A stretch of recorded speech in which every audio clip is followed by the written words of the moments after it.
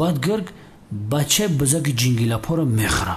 بزرگ جنگلاپا میگه که بچه کش نیست. بعد بزرگ جنگلاپا یک گلنوگ اینه میگیره و به سر گرگ میره.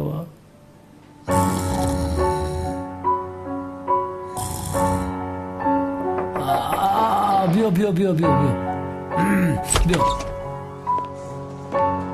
سردارم، کمیسر اونال در اطراف موزه بیزانس در کامراها افتیده است. نوارش را با کامپیوتر شما روان کردم. کشوده بید. تمام تو میتونی روی. رحمت.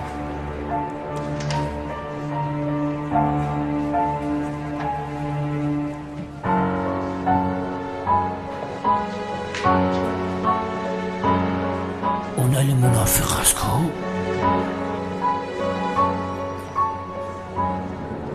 التماس نرب امک پلیس.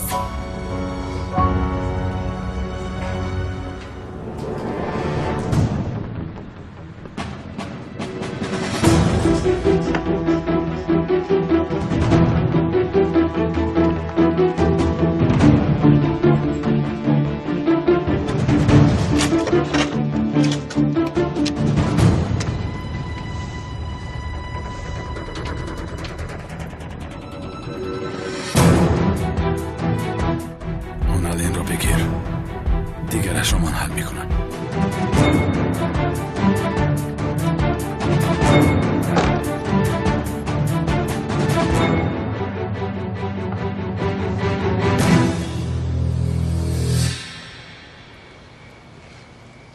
کنی بینیم از درستی در خونه هستی؟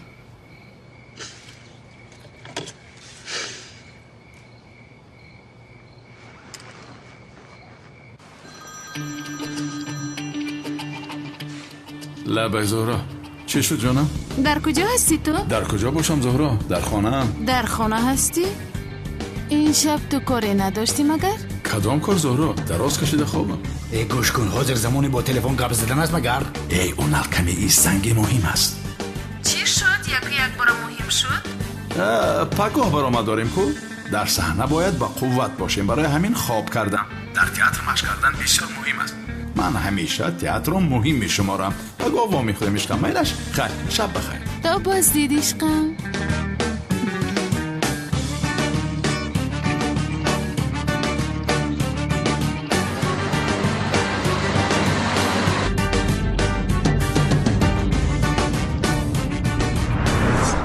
با تو میگویم پروا نکن. این کار رو همیشه حل میکنم. آرام باش. امشب زیاد چی کار داشته باشد عجبا؟ یا اینکه باز مرا فریب داد. فریب داده باشد، فریب نداده باشد، فریب داده باشد، فریب نداده باشد. نه من خیلی آرام نمیشوم. باید رفته ببینم که راستی خواب است یا نه.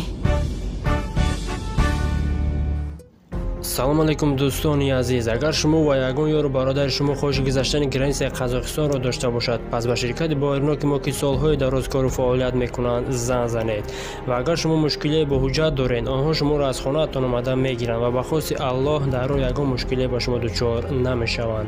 ماشین های زمانوی دارای وای فای بی پول. و اگر شما از نام کانال تاجیکس پروداکشن زنگ زنید، باز به شما اسکید که کلام میکنند. رقم ها در روی اکرانتان و در تگ ویدیو. از درگاه الهی به شما سفری به خطر را خواهانم.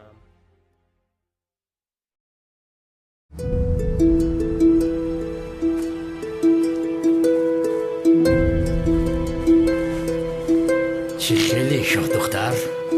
انا گرفتم.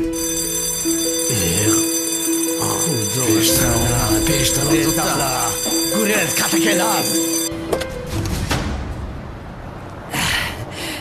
دررررد شکلت و کلچقن.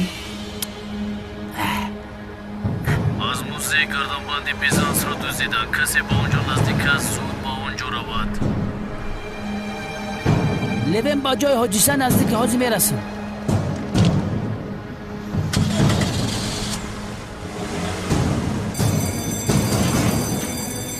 اونال گردن بند رو افتاندم. بگیرم کاری کردن میدانی چی کار میکنم؟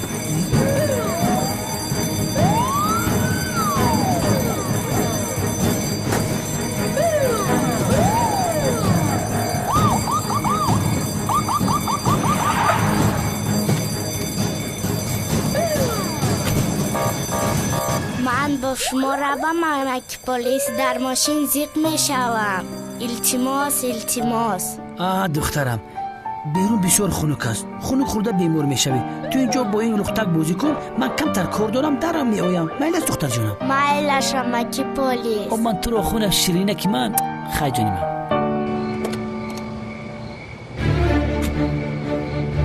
بچه ها همه لبه تکوش کنی.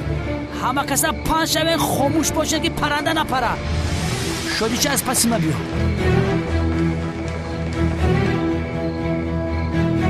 من گفتم که امک پلیس نمیگوید، لیکن تو مرا گوش نکردی. برای همین خاموش باش، گپ نزن تو.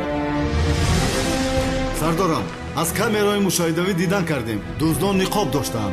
اونال بود؟ نمیدونم سردارم، نقاب داشتن. خیر فهمیدم که نقاب داشتن. غیر از نقاب یگون چیز دیگر نبود. هم مردک اونال بود یا نه؟ میگم اونال بود، جواب نمیدادی.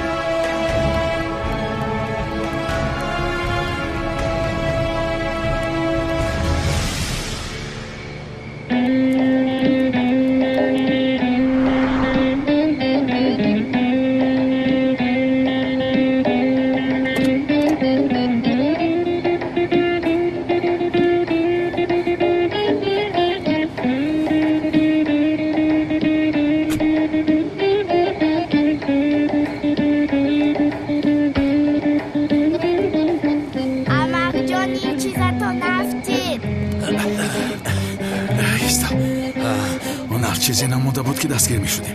این دزدی ما رو ببینه. این کودک کی باشد؟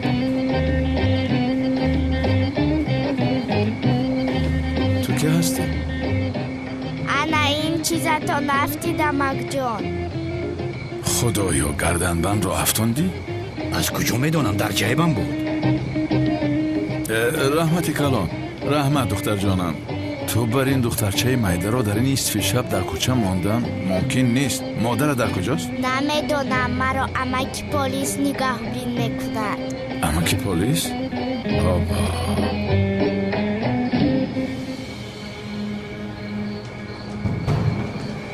حالا هم دو آدم نقابدار میگن. دو آدم نقابدار. اگر اونال بدبخت اینجا باشد گردنبند رو ممکن دزدیده باشد. خوبو اونال گردنبند بیزنس رو چیکار میکرده باشد. اما درباره دو آدم نقابدار گپ رفته ایستاده. اگر یکی اونال باشد عجب بادویمش کیست؟ اینجا در تگ دیگه کلان دیگچه‌ای است. از راه لیوین یک طرف پیست.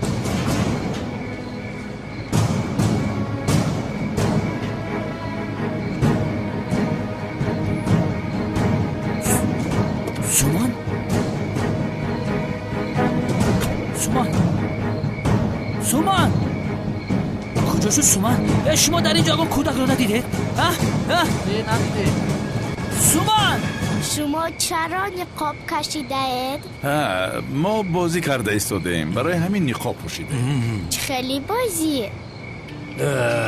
وای بازی امکای نقاب داری که گردنبند رو میافتونند. گردنبند رو میافتونند. فونال چه دلت میشد که با این دخترچه میدهچه شیرین دروغ بگویی؟ بی عقل این خیلی باشد درستش رو خودت بگو. رفتیم. ما هم با شما بازی کنیم امک جان. شما نه، یعنی خطرناک میشود در این وقت شب. تو چی نام داری؟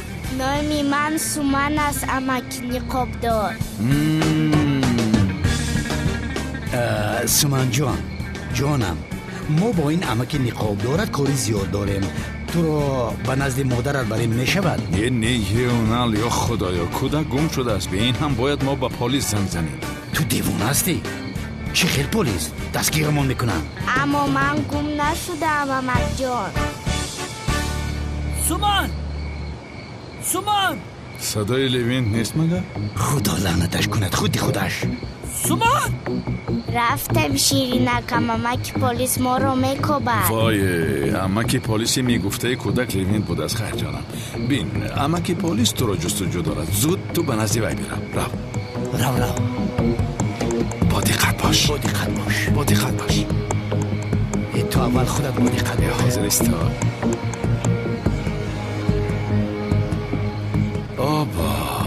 چقدر کودک شیرین. ما با زهرا خانه‌دار شده انا همین خیل کودکان بسیار کلان میکنیم. چقدر گفتم تو دیوانه هستی. زهرا با تو خانه‌دار نمیشود. اگر شود هم از تو کودک تو نمیکنه. چقدر گپ زده ایستادی؟ از راستی دلم رو میشکنی. چرا نمیکردی؟ خودت فکر کن.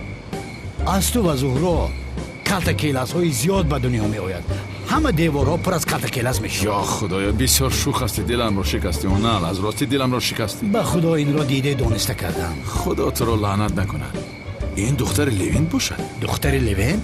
دیوانه هستی تو. لوین اویله دار نیست. از کجا دختر دارد؟ شاید مادرش این دختر را در نزد امنیت پرداخته است. این باشد او را صاحب کار ایستاده است. آبا پس به خدا حلالت باد لوین. پیش درو رفتیم. به خدا کار خوب. در آنجا با امکای نقابدار صحبت داشتم. امک پلیس. چی؟ تو با امکای نقابدار صحبت کردی؟ کن اینجا بیا.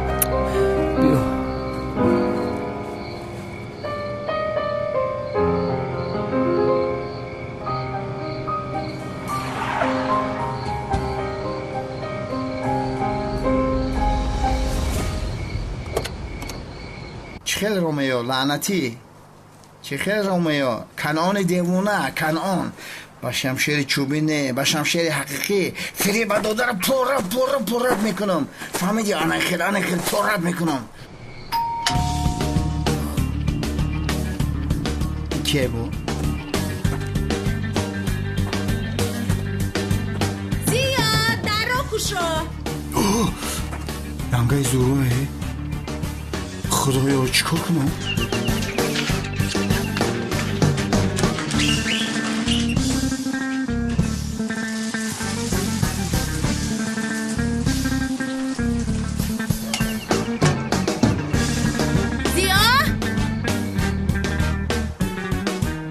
الو برادر؟ لبای زهرا در پشت در است. چی؟ در حمام است میگویم زود بیا. اوف تمام خاموش کن خاموش. اوف زهرا به خانه آمده سونال. من باید زود به خانه روم. نه آشنا، یعنی به فکرم این حالت رو از طرف خوبش نگاه کنه. پلیس ها دستگیر نکرده، گردنبند رو دزدی کرده. اگر از طرف بدش نگاه کنیم زهرا انیخ تو رو ترک میکند. یعنی با این جان دختر از تو خلاص میشود. تو چی ها میگویی ها؟ او ینگه من هایلو بسته هستی ها؟ ینگه فراموش نکنی خونه ما هم هسته. زیاد در کجاست؟ ینگه جان چیکار میکنی؟ آروم باش. شفقت گم شو از رو هم. زیاد در کجاست؟ زیا بالا پیش رو تا سرش کشید از جونی من. ینگه جان چیکار میکنی تو؟ در کجا هستی ها؟ ینگه خط به دست بگی؟ با من گفت در خونه خوب بستم. خوب یک طرفی صد در خونه نیست. ینگه جان تو کمی آروم شو. برادرم در همین جاست. در دوش است. آزی میبره. در دوش است؟ بله یک دو لینچه کمور آورد دوش در اومد. کی در آمد و کی میبراید؟ با فکرم هفته گذشته در آمده بود. نصیب باشد ماه دیگه میبروید. ما یک جو میدونم ینگه کی میبروید. سفسطه نگو شفقت. ینگه گوش کن. تو حاضر خانه رو. وقتی که برادرم برآمد من تو رو خبر میکنم. میشود؟ تو در اینجا شین، من هم منتظر میشوم. شمشیر رو به من ده. دختر شمشیر عروسی با او بازی نکن.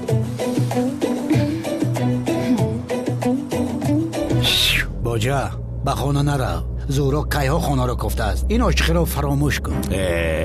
اونال دهانی بدت را ببند. کیلاس برای تو مگر دختر یافت نمی شود؟ تو در شبهای استانبول از همه زیادتر دختر باز نیستی مگر؟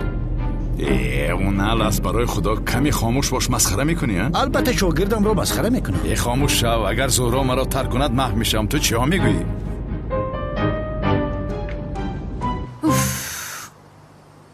کافی است دوش گرفتن اینقدر دوام میکند؟ به خدا منم حیرانم. بعضا 3-4 ساعت نمیبروید. کمی کم 5 ساعت آبوزی میکنه. نمیدونم اما از دستی برادر حیوان هر مومن 500 سوم پول سوئد میسپارم. بیهودگویی نکن شفقت. گپی مو بیهودگویی ایوخی.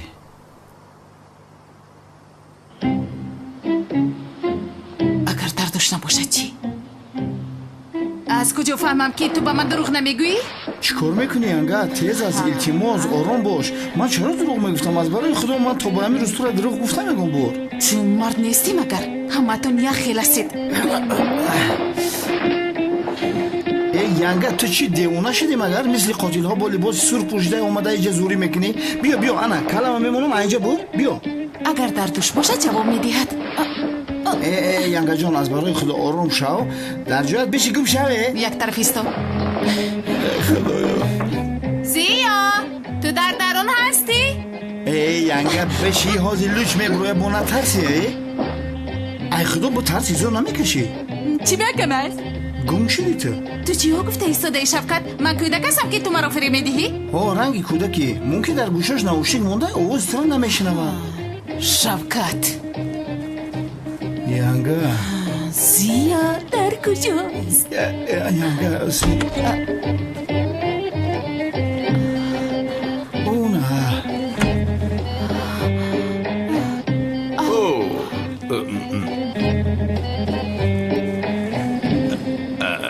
زهرا؟ زیا این خیل نکنیش کم به من باور نمی کنی. این خیل نمیشه آخر باید تو به من باور کنی. همین خیل نه؟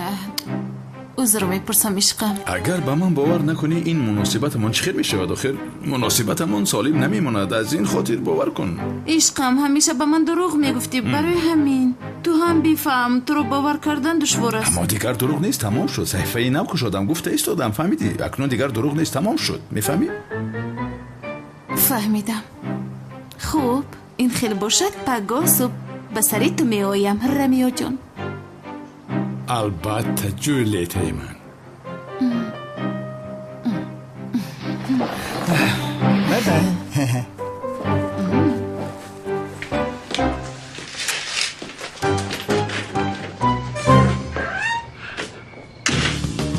خوب شد که هیچ چیز رو نفهمیده زهرا را گسل کردیم. آفرین به تو کلتکیلس برادری من. چخیل دختر رو فریب دادی ها؟ من یک چیز رو نفهمیدم. تو به همون چخیل در اومدی؟ شوکت التماس یک چای دم کن بیار نوشیم هوا خنک است. کیلس تو به همه سراخی در اومده میتوانی که. آفرین. باگا پی مسافر ریش سفید کردیم. این حال مرابین حال رنگی حالی سگ. این تئاتر کجا پیدا شد؟ درست گفتی. باید در حال راهی حل این بابای ریش سفید رو که در خوابمون میدراید یابیم. هم در خوابمون مورا میزنه هم در بیداریمون مورا میزنه. همین کارتا اگر این پیشمون بروی کو زدنش میکنم خرد اگر رو خیلی نمیزنه. فهمیدی؟ او اومد. بچه کی اومد؟ انا او. کراتیسی حقیقی آمد. بروسلی حقیقی منم. در حال گریختن روز. یک اونجا نمیگریزم شرف. این کور ناموسی شید. کلاپوس میزنیم اگه فهمیدی بست. مرا گوش کن. یادم پیره یا؟ پیر است. خودش تاقه و تنها یا؟ تنها. خیلی باشد میبرداریم باشه. میکنیم. تو اینجا بیا موسافر.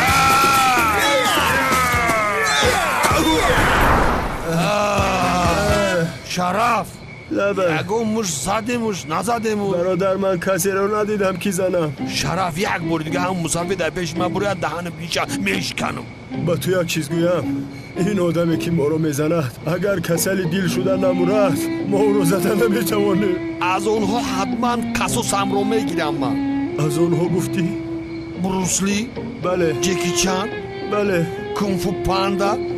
کنفو تورا. کنفو تورا. از کنفو یک چنگال خوردی کو.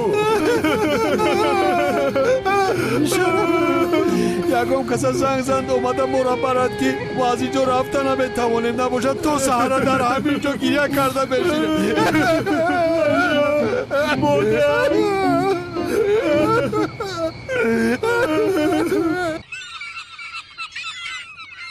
بیا بر وقتترین را برده سپاریم وگرنه بران دیوانه می شود. گردنبند رو چرا اینقدر زیاد میخواست است؟ تشویش شدم. برده اون رو به یگان نفر نشان میدیم. با تو چی؟ چرا تشویش میشوی؟ بیا این رو برده سپاریم و تیزتر خلاص شویم. اوف خیر بیا رفتیم. باز این کی بود؟ ای وای زهرا آمد را پینهان شد. این نیه تو چی ها میگویی؟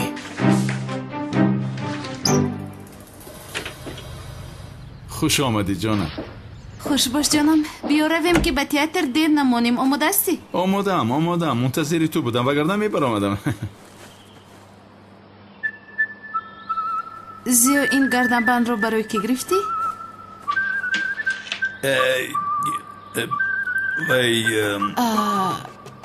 یا این که بله برای تو گرفتم، خواستم سورپریز کنم، اما البته که تو این رو در اینجا دیدی و همه سورپریز برباد رفت. مردی سورپریز کنی من میبندی؟ البته جانم. پیشم رو کشایم؟ ایستا مویهایت رو جمع کن، این رو بندم. مالش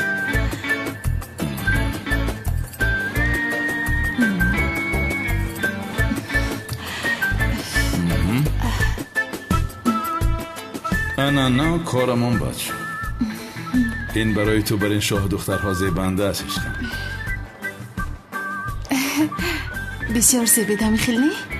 بله بسیار زیبید عشقم. این گردنبند شاه دخترها است؟ رویش رو پوشون تا که برف نرسد به من نمیکشم دیگر. بسیار خوب. تشکر زیاد حیاتم. چیزی نیست جان. این گردنبند را گرفتن لازم. رفتیم. بیا رویم که دیر میمونیم. رفتیم. میلش تو رفته با ماشین شین، من سونکم را گرفته میآیم. میلش تا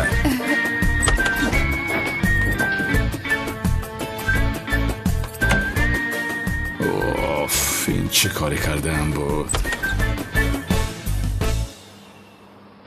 ای خزنده بیعقل، چه خیلی این کار بیعقلانه رو کردی ها؟ چی کار کردم من؟ چی کار کردم؟ آخر گردنبند بیزنس رو تو چه خیلی به زورا هدیه میدی؟ دیوانه ای تو؟ من هدیه کردم اونه؟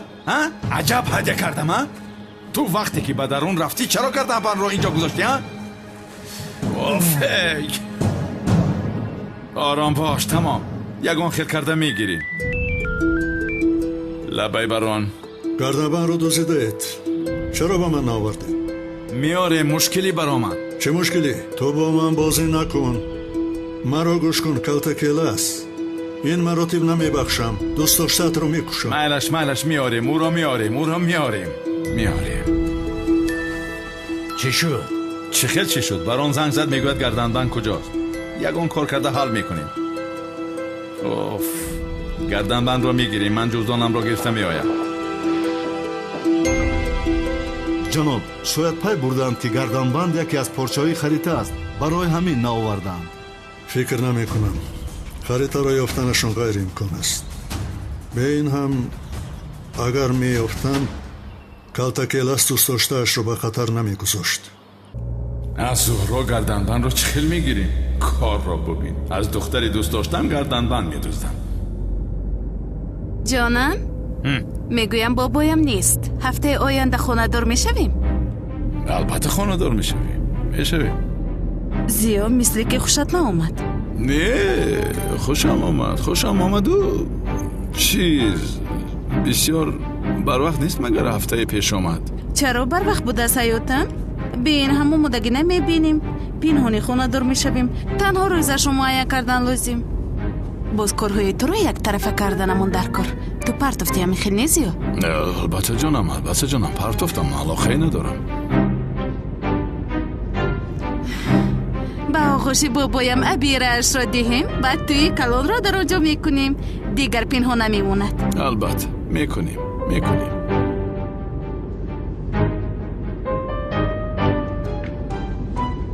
بین آیله‌های رومیه و ژولیت دعوای خونی موجود است. این از زمان آغاز یافت که رومیه ها و ژولیت ها عاشق شدند، اما در صدی راهی عشق یگان مانع ایستادن نمیتوانند. رومیه ها بدون ژولیت ها زندگی کردن نمیتوانند. رومیه چه شده است که دلم تپ میزند؟ میسته که قلبم در قفس سینه‌ام نمیایستد. دل من هم از خرسندی تپش میزند. حوری که در خوابم در آمده بود مثل که در روبرویم حاضر میبراید.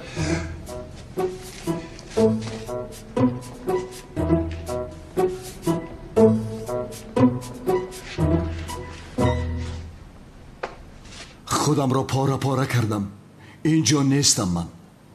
اگر در خواب نباشم به دنیایم آمدی، شاه دختری که در آرزویش بودم. دلم را دیگرگون کرده این چهره دلربای تو. یک جای از چشمه عشق در یک وقت آب نوشیده. تو اینجا منتظر باش بچه.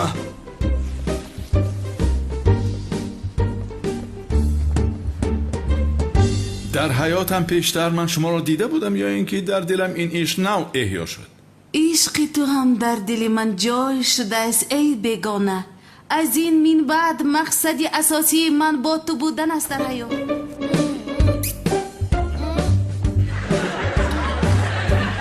اینقدر سراسه من نشوید ای بیگانه. حالا نشناس شدیم در اینجا، در حال اینقدر صمیمی ما باشه ای بیگانه. اگر عشق را کشف نمی کردم، وقتی که شما را دیدم عشق را من کشف میکردم. زیباگیتان به دلم جای گرفت. دلی من هم مثل رعد و برق تپش میزند. از دلم برای شما چشمه ها جاری شد. با بالهای نازک عشق پرواز کنیم، چون که دیگر یگان مانع ما را من کرده نمیتواند.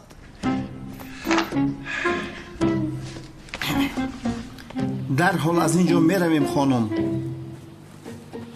پدرتون انتظاری ماست. ای باشه ایسه نگاه کن، چی گپ است؟ از کجا این سخنها را علاوه کردی ها؟ جناب رومیو به خود آید، وگرنه با این شمشیر هر دو گوشهایت را میبرم. ای من را گوش کن، میدانی محاضی ترا. تمام محافظ، تمام. خانم جولیتا میرویم. حال مطرح حالی است، حالی است. محافظ کی هستیم بیگانه؟ این مگر؟ این نفر کنعان معبد آمون می باشد. بی عقل، نافهم، سرگپ، آدمی بی فراست. رومیو به شما نزدیک شده به مرگش می رسد. مگر این خیلی سخن بود در این صحنه؟ نمیدانم هر جا باشد بوده است. در برش آن جوان زیبا کی است؟ آن کس؟ او برادر ما کلتکیل است.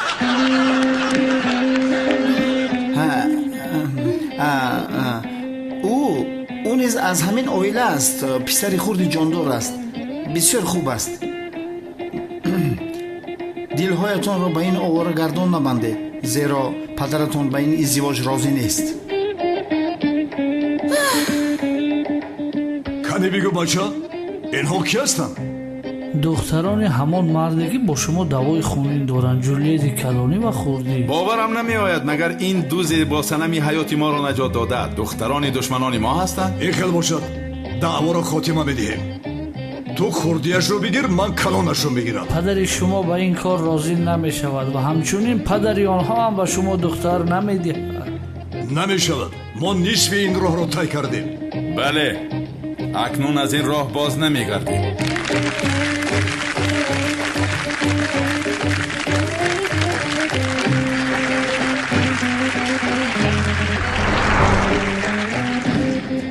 فرزندان دو عائله دشمن انا همین خیل با یکدیگر عاشق شدند. دعوای خونی به دعوای عشقی مبدل گشت، اما عشق قوت میبخشد، وقت زود میگذرد. مانعهای دشوار راهی آسان هم دارد. نفری که یافتن نمیخواهد جستنش بیهوده است. او رومیو.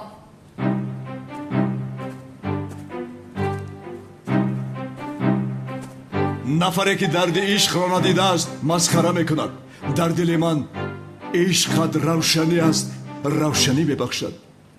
ژولیت عشقم.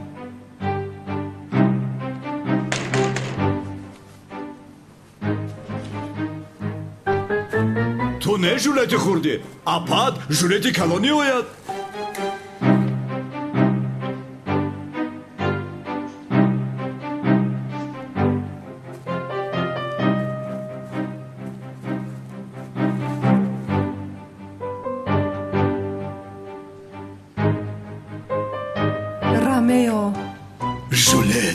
از تیرزه عشقم نورها می درخشد. کاش بالیش می بودم که بالای من سرش را می گذاشت.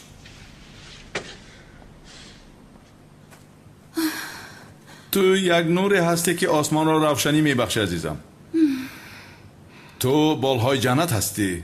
جای تو بالای سرم هست. کاش که نامی تو رومیو نمی بود. تو نامت را دیگر کن، کسی دیگر شو.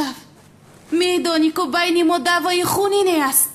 اگر نامم هم دیگر باشد، بابای دیوانه تو را به من نمیدهد. چی خون میگویی تو روزیو بابایم رو چرا اینجا آمیخته میکنی؟ نقشت رو خوب اجرا کن. پدرم مرا به تو نمیدهد چون که دعوای خونینی هست در بین عائله ما. اگر یکدیگر رو در آغوش گیریم دعوای خونی تمام میشه. اینجا بیا، یاد کردم تو را، دردانه ای من. ایستاد، تو چی کار کرده ایستاده ای؟ میشود به من نزدیک نشو. جولیت ها و رومیو ها به وصلت نمیرسند. جولیت عزیزم، آسیا، تو چی کار کرده ایستاده ای؟ بیتر بیا به تماشا دارن. تو چی کار کرده ایستاده ای؟ عشقی که نسبتی تو دارم مرا از راز پیرون کرد. مثل بحرها، آبها، دریاها دور باشی از من.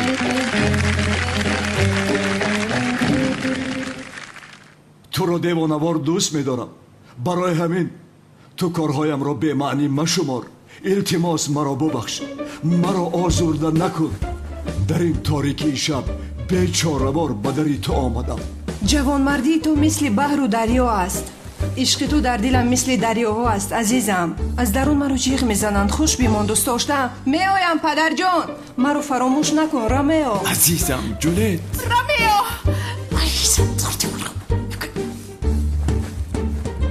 چه خیل زیبایی چهره‌ات را فراموش کنم؟ اگر دلم مراد هم همیشه تو را به یاد میارد. دو جمله عاشقانه دیگر بگو رومیو. اگر عشق و عائله مرا حرمت کنی، مقصدت خانه‌داری باشد، نفری را روان میکنم. در کجا و ساعتی چند توی را جشن میگیری؟ آن زمان همه زینتم را به تو میبخشم. تا دم مرگ از پس تو میآیم. اگر تو راضی باشی جانم، پگاه به خواستگاری تو میآیم بانو. چی کار کرده ایستاده اید؟ شما رومیو هستید، من باشم جولیت، دوست داشته‌تان هستم. روحی من تنها با تو زنده است. پگاه ساعتی چند آیم؟ میدانید من چقدر خوشبختم. مادرم به اینجا میآیند. شب بخیر رومیو. شب بخیر رومیو.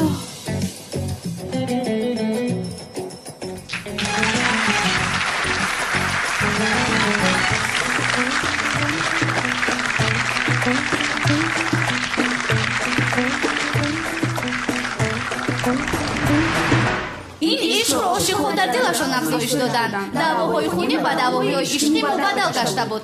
اما پدرهایشان آدم‌های ظالم بودند. در آخر این عشق گریه می‌کردند. پدر، امشب به خواستگاری آن دخترها میرویم. گوش کن پسرم، در بین ما دعوای خونین است. من دعوایتان را پدر دخترها گفت. بفهم آخر. گوش کن پسرم، سراسیمه هرگز نشو. سراسیمگی عمل شیطان است. گفتم کو در بین ما دعوای خونین است. اخیس میرویم گوسفند، به خواستگاری دخترها میرویم. نتیجه هم ندهد پایمان عادت میکند. ای بر پدر نالد اثر شکسپیر. ای ما شکسپیرت را ما برای خوشبختی همان میگوییم. امشب به خواستگاری میرویم.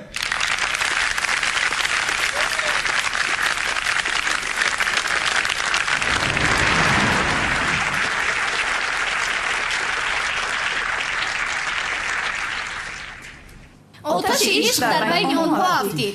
تئاتر در لرزه در آمد. هر جا باشد بابای کنان معلمه بانو را میگیرد. اما پدر جولیت ها اجازت میدهد مگر به این؟ زود باش پدر، تیزتر دخترها را خواستگاری کن. همه پدرها وظیفه دارن فرزندانشان را خانه‌دار کنند. ما نادرست میکردیم. چی آخر این خیلی نبود؟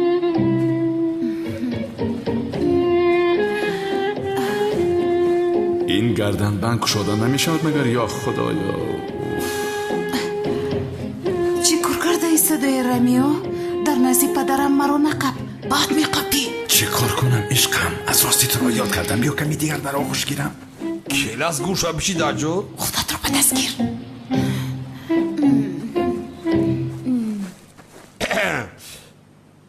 گوش کنید پدر جولیتو مرا. همین بچه طرف دستی راستون بسیار گیزله هایده.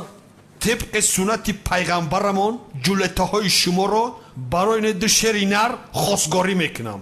در بینمان دعوای خونین است. اگر شما را تا حال نکشتم، این از مهمان نوازی من است.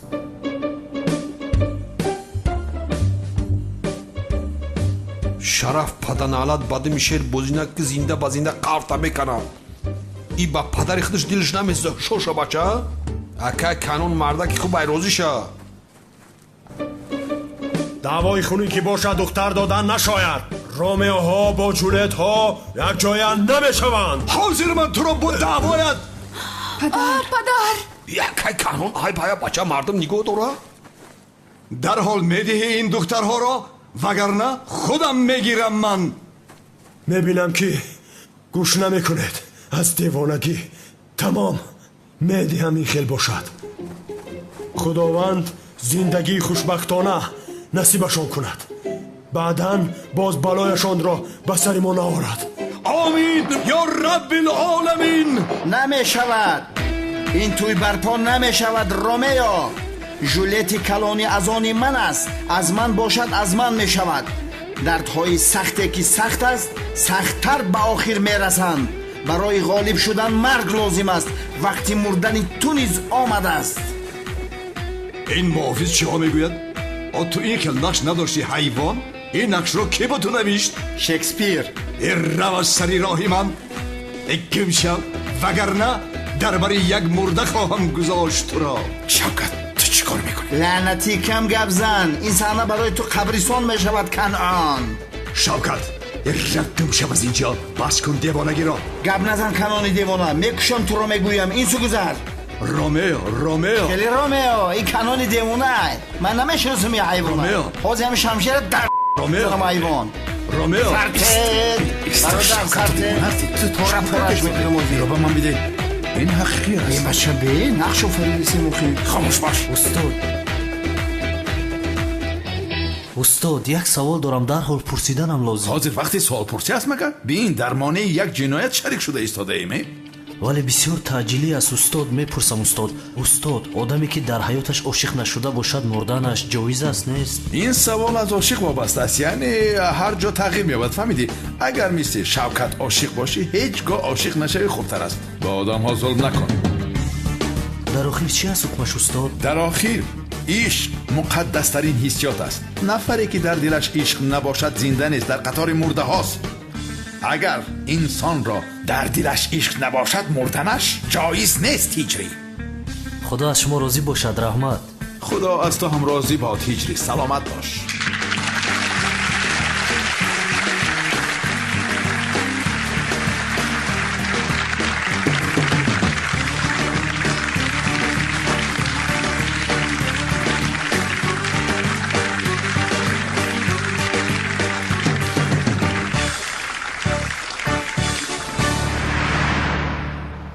سنم جان اگر تو در حقیقت هجری رو دوست بداری من میتوانم میانه رفت شوم. چه علاقه دارد زورا جان؟ به اینجای شرمش نیست. هجری شاگرد دوست داشته من است. میتوانم شما را یک جا کنم. من با او چی کار میکنم آخر؟ سلین در کجاست؟ ندیدم رو. سری رخصتی یک ماه گرفته به نزد والدانش به ایتالیا رفت.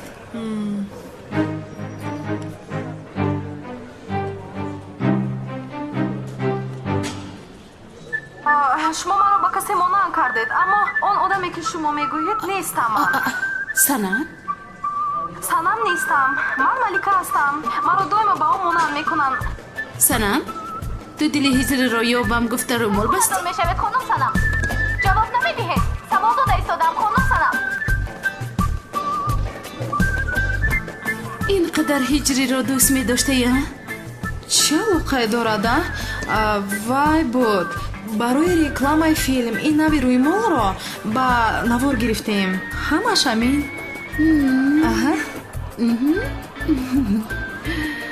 من هم برای زیاروی مال پوشیده بودم.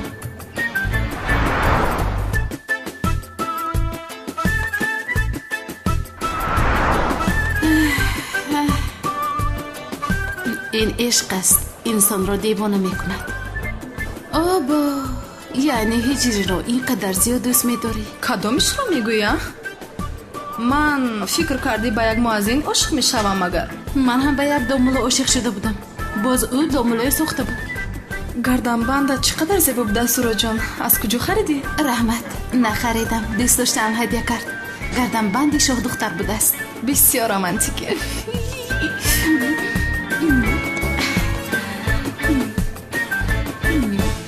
خیل گردنبند رو گرفته نتوانستی اکنون چیکار میکنیم؟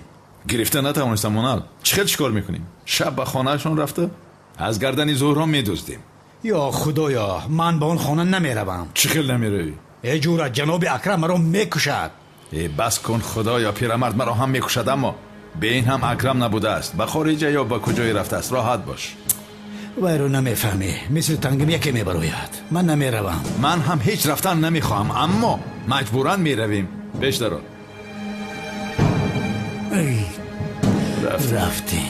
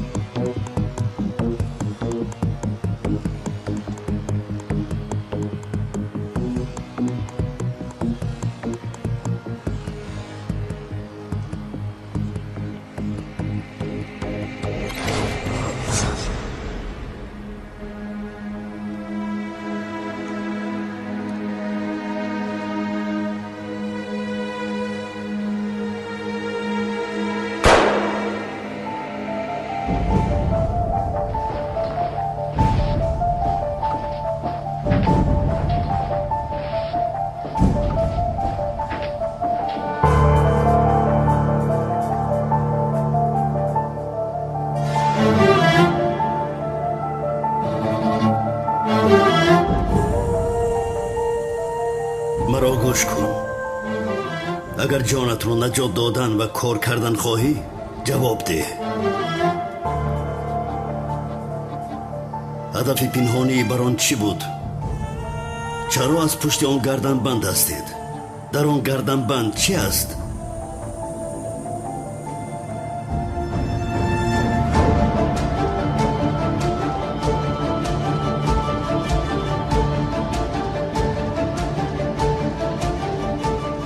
یا خدایا، چی شد؟ چرا به دیوار نمیبروی؟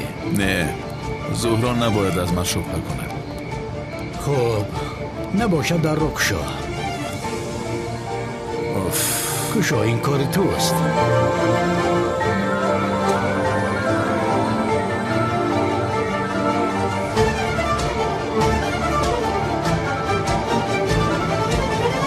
рисуист беҳунар.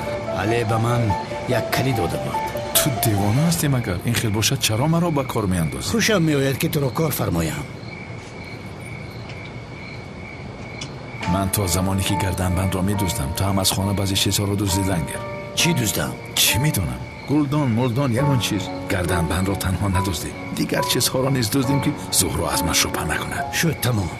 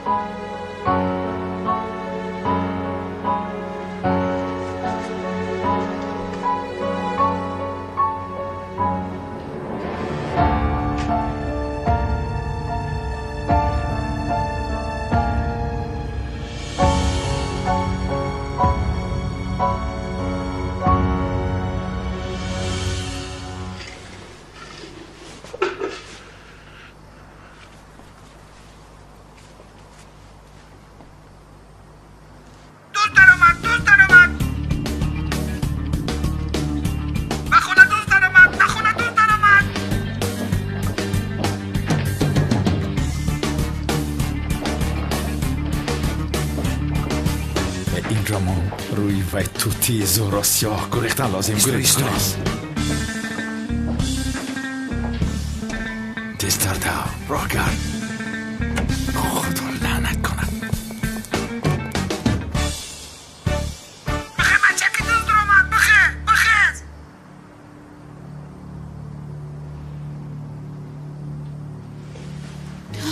چی؟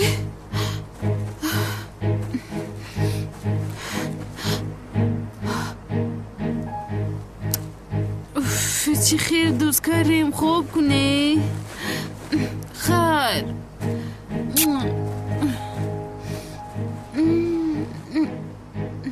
خدایا از پشت این توتی ابلق قریب بود که دستگیر می شدیم. نپرس اوف درد سر شد.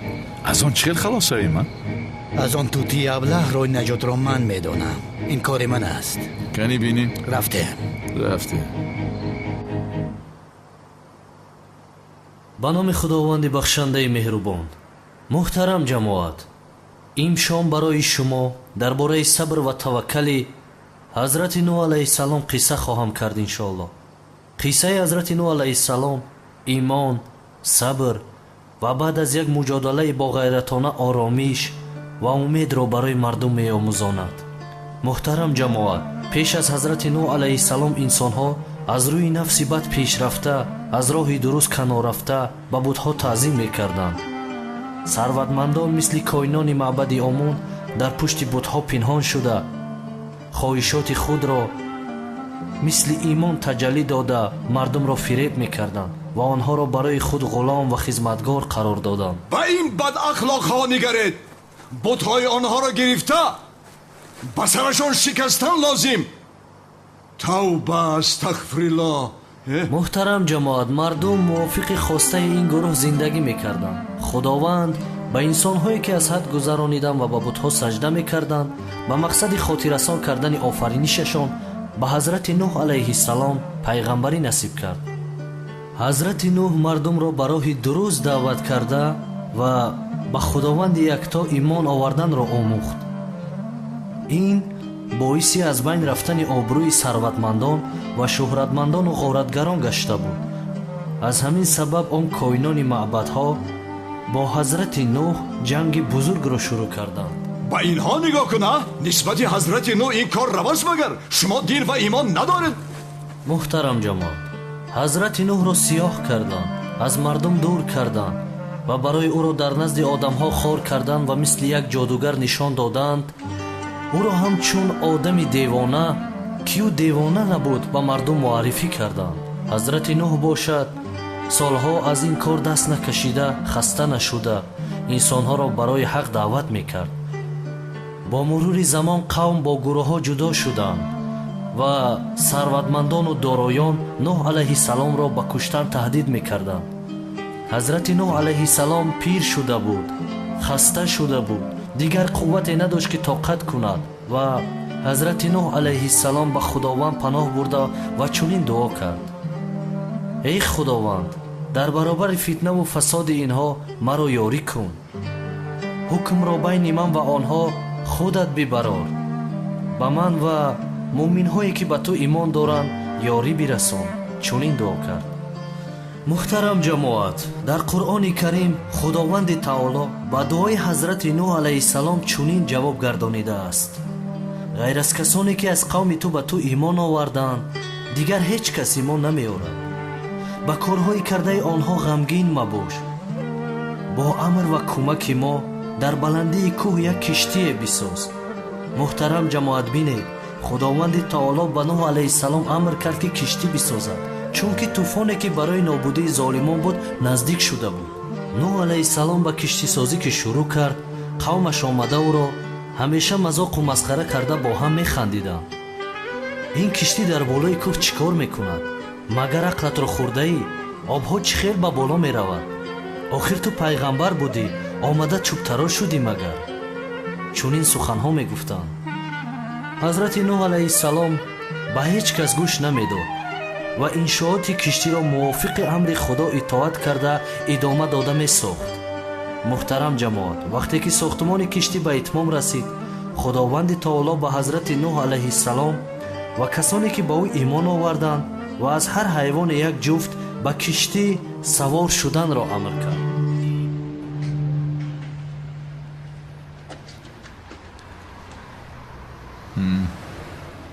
рафта месанҷем.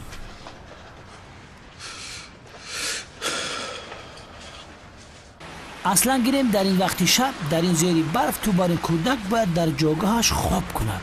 охир чӣ кор кунам, амаки полис хобам наомад. ой ширинаки мане, гӯш ки левин, дар ихи ҳавои хунук ту ҳайвони кӯдака берун мебурорӣ. ранги ҳамун канъони ҳайвоне. ам мардак чӣ хеле гапай? дар назди кӯдаки хеле гапора гап мезанӣ. беақли чӣ ту? бахшиши зиёд ҷонон, бахшиш зиёд. яке айданом биромад. канъони девона ки аст, амаки полис? муҳим нест, як девона аст ку дар бораи ҳамун гап задам. ҳамаро мешунавӣ, ҳамаро медонӣ. маро гӯш кун, ин кор меояд? ту девона ҳастӣ. тӯтеро мисли хоби зимистон ба хоб мебарад. иншоалло, иншоалло. улал левент, шевқо суманро нигоҳ кун.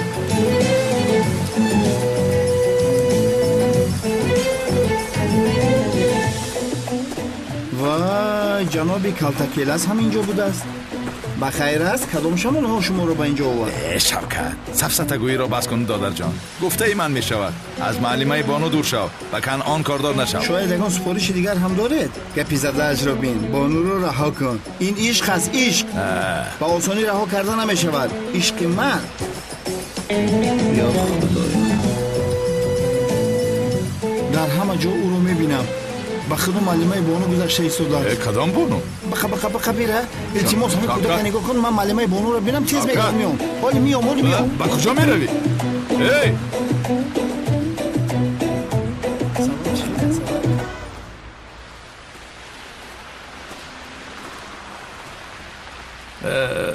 ман туро мешиносам. ба фикрам соман ном дошти, ҳамин хел не? номи маро аз куҷо медонед? ман шуморо якум бор мебинам. чӣ кор карда истода? ба ин духтарак гӯям ки ҳамон одами ниқобдор ман будам? вай акаи левинтат ба ман гуфт ки аз ҳамон фаҳмидам. номи шумо чӣ аст? номи ман аҳмад аст. пас чаро амаки шавкат номи шуморо картакелас гуфт? шавкат, ту ба комиссар левент чӣ мешавӣ, кани бигӯ? охир ӯ амаки ман аст. амаки ҳақиқият? не, ӯ амаки полисам мешавад. модарам маро дар пеши амният партов куҷое рафт, аммо меояд. то омадани модарам дар хонаи амаки полисам зиндагӣ мекунам. падарат дар куҷост? ман майдаак будам, падарам ба кор рафт, то ҳол наомадааст. шумо духтар доред, амакҷон? не, ман оиладор нестам. شما مثل پدر من سرباز نیسته نه؟ یا خدایا سوال ها را ببین. نه نیستم، من استاد هستم. این خیلی باشد شما مجبور نیستید به دنیای دور روید. دخترتان همیشه شما را میبیند. بله میتواند بیند. بلو زنده اونا رو دستگیر کردن نتونستم. جناب احمد لبی شما در اینجا چیکار میکنید؟ یا اینکه این اونر از پس شما بود؟ جناب احمد این آدم دیوانه بود است. شما جانتون رو در زیر خطر نگذارید. من از پس شما دوسته محافظ میگذارم. میل است؟ نیاز به محافظ نیست، من خودم رو محافظت میکنم. رحمت شیخان کجا رفت؟ من سومن رو به او امانت داده بودم. یک کاری تجلیلش برآمد. سومن رو تا آمدنی او من نگاه کردم. رحمت خیر بیا رفتیم. سومن میرویم. چت رو گیرید. شوکت پرتافته رفت. شوکت دیوانه بود. شیرینه کم اکنون به خانه میریم. رفتیم. شام بخیر. در این شام زیبا یک بوسه میخواستم از شما خانم سومن. ها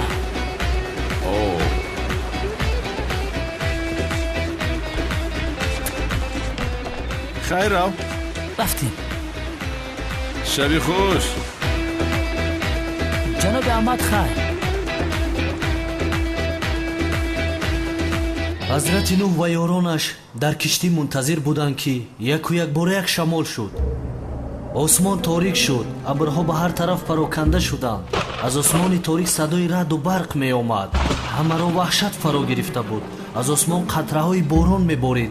از زمین آبها برآمده.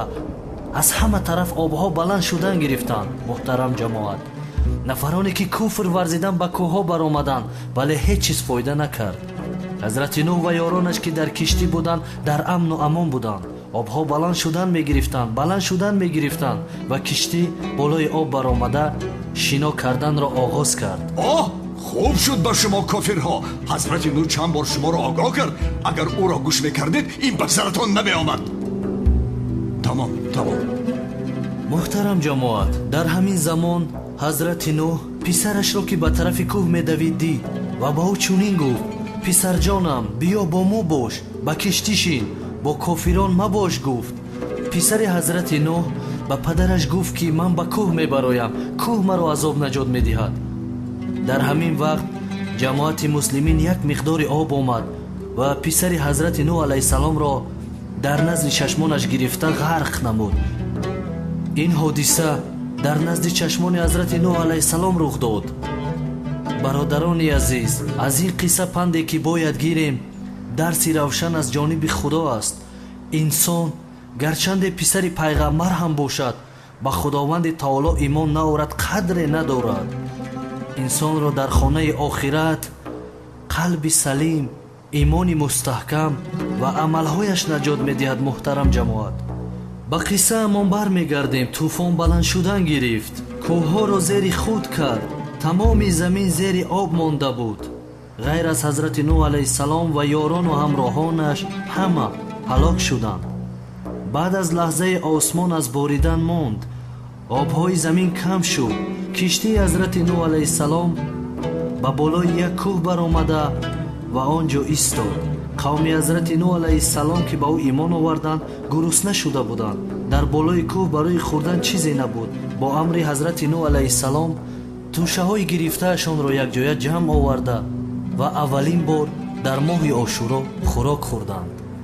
چه خیلی که دیدید برادران همدینم، هدایت و ظفر به امر خدای تعالی وابستگی دارد. مسلمان ها از روی شماره کم بودند ولی به ظالمان غالب می آمدند و این اولین بار نیست. مهم این است که انسان ها برای امر خداوند را به جا آوردن و به دیگران رساندن غیرت کنند.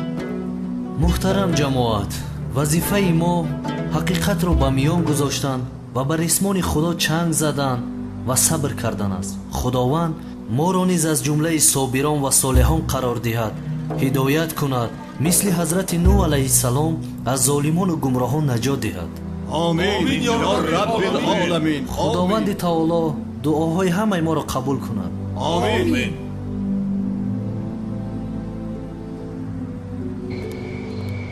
زود باشو نر، این کار را حل کنیم. به این هم دلم نشده ایستاده است که از زهرا گردنبند را دزدم. ای دیوانه، میخواهی زهرا بداند که گردنبند را کی از موزه دزدید؟ زود باشه که رفتیم. آرام باش. گذر.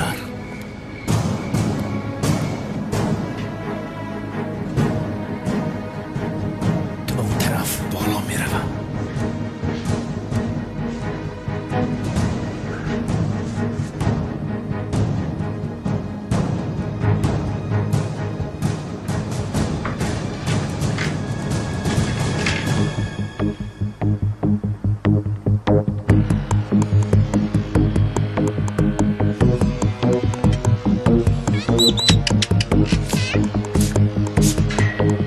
چیزی نشد کو.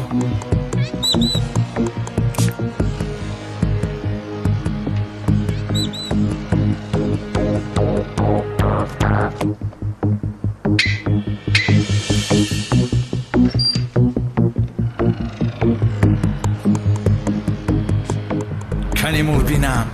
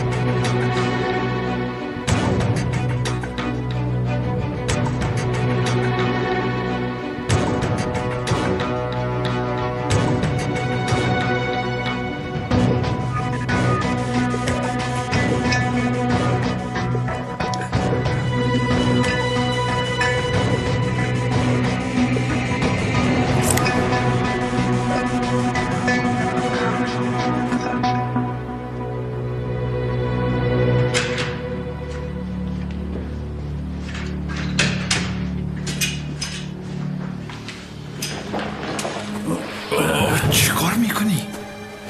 شد خدا لعنت کند. زود پیش درو. ایستاد.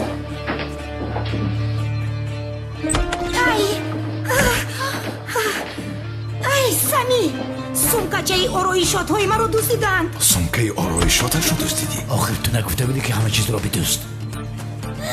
پاپوشی من رو هم دزدیدند. حرامی پاپوشی رو در میزنی. دمت رو گیر. چی گپ است؟ و خانه دوست در آمده زهرا. چی؟ گردنبنده. دوستای افلاس. نزن زهرا نزن، همینش نمیرسه. چی کار میکنی؟ سمی اینها رو پران. زود باش.